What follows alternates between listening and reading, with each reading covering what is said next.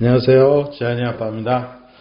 오늘은 그 NH투자증권에서 나온 보고서인데요. NH투자증권의 100세 시대 연구소라고 있습니다. 이 연구소에서 매년 보고서를 발간하는데 그 중산층과 관련된 보고서거든요.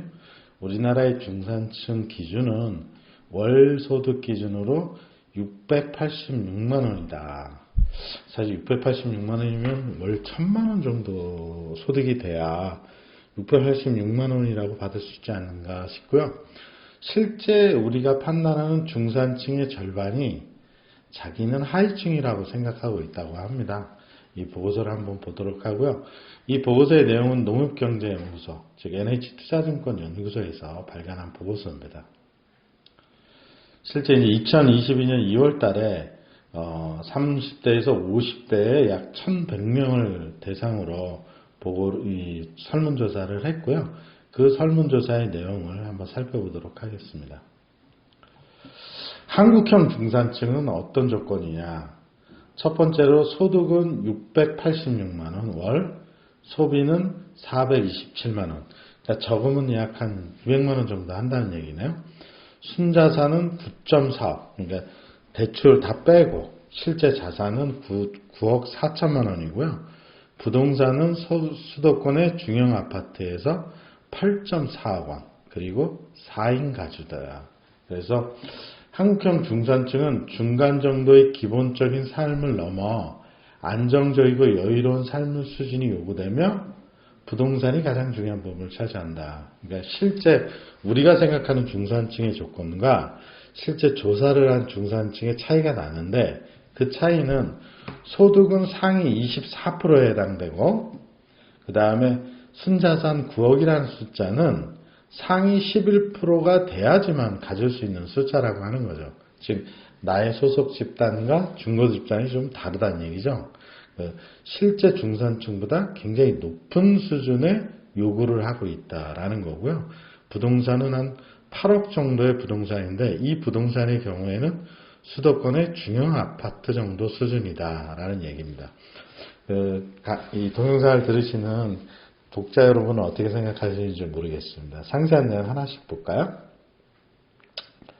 가구원 수별 중산층의 기준인데요.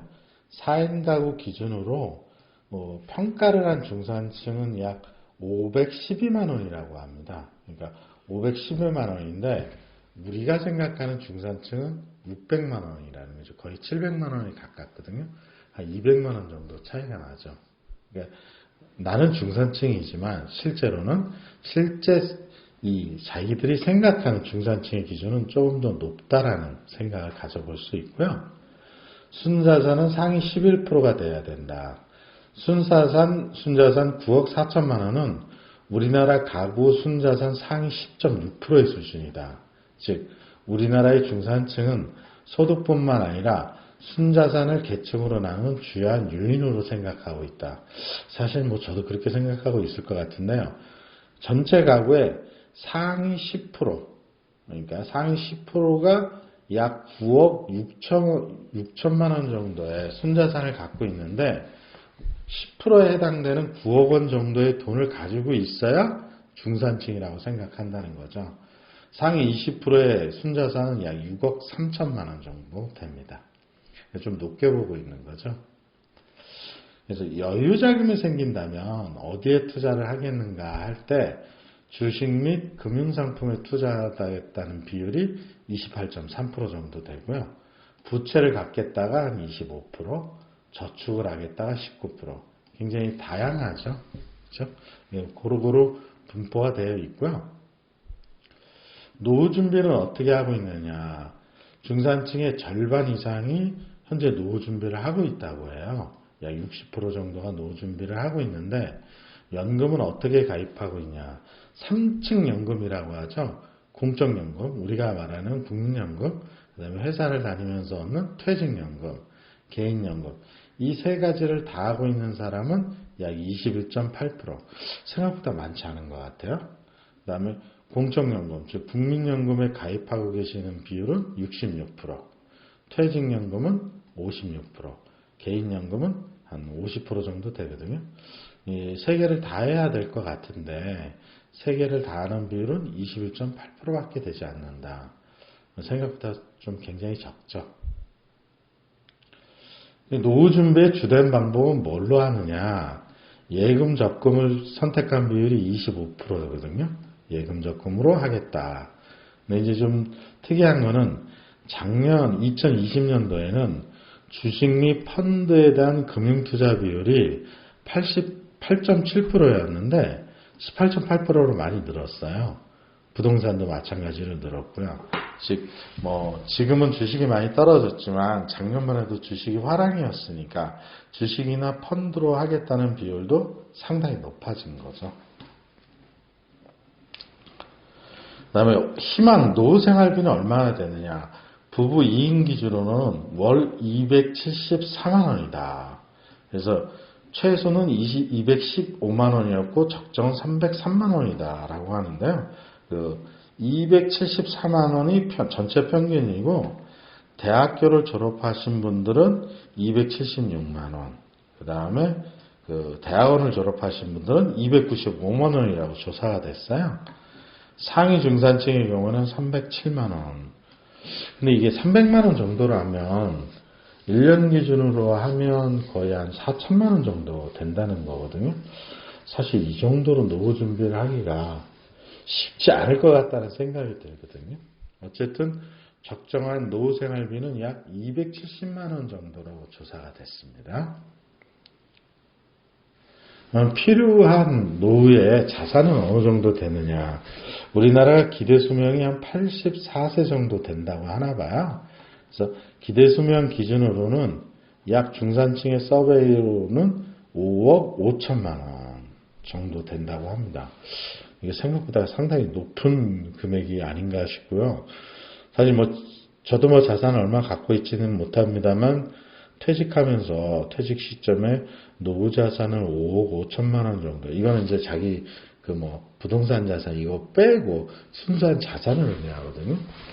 5억 원 이상 준비한다는 게 쉽지 않을 것 같다는 생각이 듭니다. 어쨌든 적정 생활비는 한 5억 5천만 원 정도를 예상하고 있다. 근데 이제 예전하고 좀 달라진 게 있죠. 패러다임이 좀 바뀌었다고 하는데요.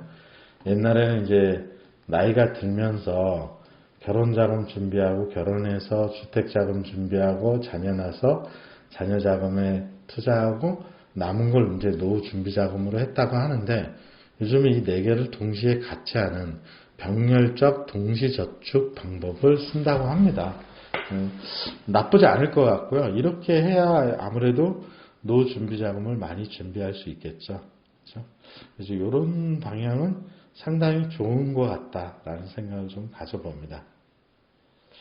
결론은 자산 관리를 할 때는 징검다리를 무사히 건너야 한다. 자세한 보고서는 여기서 보시면 되는데요.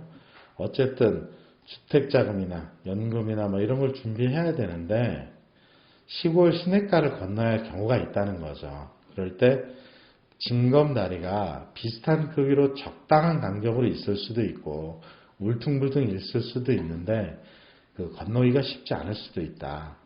인생의 자산관리도 비슷하다고 이 보고서에서 말씀을 해주고 계세요. 편안한 징검다리를 만날 수도 있지만 매우 어려운 징검다리를 만날 수도 있다. 다만 하나의 징검다리를 건너면 또 다른 징검다리가 눈앞에 나타난다. 평생 자산관리를 해야 된다는 거죠. 징검다리가 하나하나가 소중해서 이를 건너뛰고 뛰어넘을 수가 없다. 어렵더라도 이 징검다리를 하나하나씩 밟고 지나가지 않으면 물에 빠질 수도 있다. 그래서 사회초년부터 이런 준비를 해야 한다. 그래야 은퇴에 무사히 도착할 수 있다. 좋은 말인 것 같습니다. 오늘 보고서의 핵심은 우리나라 사람들이 생각하는 중산층은 월소득은 약 700만 원 정도, 소비는 400만 원 정도, 순자산은 9억 4천만 원, 부동산은 8억 원 정도.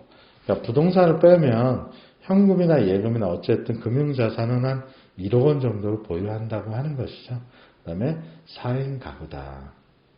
여러분들은 어떻게 생각하셨는지 모르겠습니다. 각자가 처한 상황이 다르기 때문에 이걸 긍정적으로 받아볼 수도 있고 뭐 부정적으로 받아볼 수 있는데 한번 참고로 생각하시면 도움이 많이 되실 것 같습니다.